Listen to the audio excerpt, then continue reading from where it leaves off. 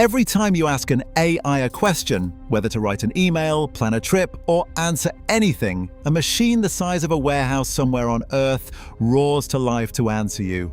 These buildings are called data centers, and they are the engines behind every artificial intelligence on the planet. The trouble is, they are running out of two things they cannot live without: electricity and water to keep them cool. The whole AI revolution is slamming into a wall made of power bills and overheating. And while America argues about how to build more of these giant buildings on the ground, China decided to do something that sounds like pure science fiction. It is moving its AI supercomputers off the planet entirely into space, not as a someday dream, but right now, satellites are already in orbit, already running AI, and there is a national plan driven from the top under Xi Jinping to build gigantic computers that circle the Earth. China has bet everything on this idea, and America, frankly, wasn't ready for how fast it moved. If you enjoy videos about the technology quietly reshaping our world, hit like and subscribe so you never miss one. Now let's get into what China actually did, because it is already further along than almost anyone realizes. Back in May of 2025, a Chinese team launched the first 12 satellites of something with a name straight out of a science fiction novel, the three-body computing constellation. These are not ordinary satellites that just take pictures or relay phone calls. Each one carries its own AI processor, and they are linked to each other by lasers firing data between them at 100 gigabits per second. Think of it as a flock of flying computers, talking to one another at the speed of light, working together on the same problem as if they were one machine. And this was just the first batch. The full plan calls for more than 1,000 of these satellites. When that whole fleet is up, China says it will be capable of around 100 quintillion calculations every second. That is one followed by 20 zeros, a number so large it has no meaning in everyday life. It is simply one of the most powerful computers ever conceived, and it would live in the sky. Now you might reasonably ask, is this real or just a flashy announcement? Because China makes a lot of big claims. So here is the proof, and it's hard to argue with. In November of 2025, one of these satellites did something no one had ever done before. It ran a full general-purpose AI model, the same kind that powers chatbots on Earth, entirely in orbit. It took in a question and gave an answer in under 2 minutes, without sending the heavy lifting back down to the ground. That was the first time in human history that a machine like that had thought for itself in space. And in a separate test, a Chinese computing satellite reached down and directly controlled a robot on the ground, proving these orbiting computers could run things back on Earth, even if the normal networks went dark. Then in March of 2026, China went commercial, launching what it called Prometheus. It was described as the first space-based cloud platform that ordinary businesses could actually rent and use. So this isn't a paper plan. China has already flown the satellites, run the AI in orbit, and opened it up for business. The science fiction part is already behind them. So why would anyone go to the enormous trouble of launching computers into space? This is the part that makes the whole gamble make sense. And it comes down to two simple problems that are strangling AI here on the ground. The first is power.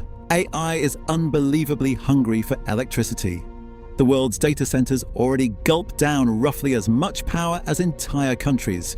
And with AI exploding, that demand is climbing toward levels that could rival Japan's total electricity use. In many places, the thing holding AI back is no longer the computer chips. It is that there simply is not enough electricity coming out of the grid to run them. The second problem is heat and water. These machines run so hot that they need rivers of water to cool them, and that water is becoming scarce and controversial in the very places data centers are built. Now look at what space offers. Up in the right orbit, the sun never sets. A satellite can bathe in constant free solar power 24 hours a day, with no clouds, no night, no power bill. And space is already freezing cold, so the heat can radiate away without a single drop of water. The two problems killing AI on the ground simply vanish in orbit. That's the bet. That's why China is pouring everything into it. And make no mistake about how much everything really is, because this is where Xi Jinping's government turns an idea into a national mission. China has folded space-based computing directly into its master economic plan for the next 5 years, the blueprint that runs from 2026 to 2030, explicitly calling for the construction of, in their own words, gigawatt-scale digital infrastructure in space. When a goal goes into that plan, it stops being a suggestion and becomes a command that the entire country organizes around. And the money has followed instantly. One Beijing space computing startup secured credit lines worth $8.4 billion from 12 major Chinese banks. Not a slow trickle of venture cash, but the full weight of the state banking system swinging behind the idea in a single move. On top of that, in June of 2026, Beijing opened its first dedicated space computing innovation center to design the special chips these orbiting machines need, processors that can survive the radiation and brutal temperature swings of space. This is the same playbook China has used to dominate solar panels, electric cars, and batteries. Pick a technology, point the whole nation at it, flood it with state money, and outbuild everyone. Now they've aimed that machine at the sky. So where is America in all this? This is the part that should make people sit up. The United States is absolutely in this race, but it is mostly still at the starting line, arguing about whether the race is even worth running. American companies and startups have brilliant ideas. One US startup, backed by the chip giant NVIDIA, did put a powerful processor into orbit and run a Google AI model on it in late 2025. And NVIDIA's chief executive declared that space computing has arrived. But here is the uncomfortable truth. Some of the most powerful voices in American tech are openly skeptical. The head of OpenAI, the company behind ChatGPT, has said the economics of launching data centers into space are not ready yet. The boss of Amazon's cloud business agrees that it is too expensive to be worth it right now. So while America's biggest names debate whether the idea makes financial sense, China simply went ahead and did it. On at least 2 milestones, running a general-purpose AI in orbit and using a satellite to command a machine on the ground, China did not just compete, it got there first. The Americans are still proving the concept. The Chinese are already selling it.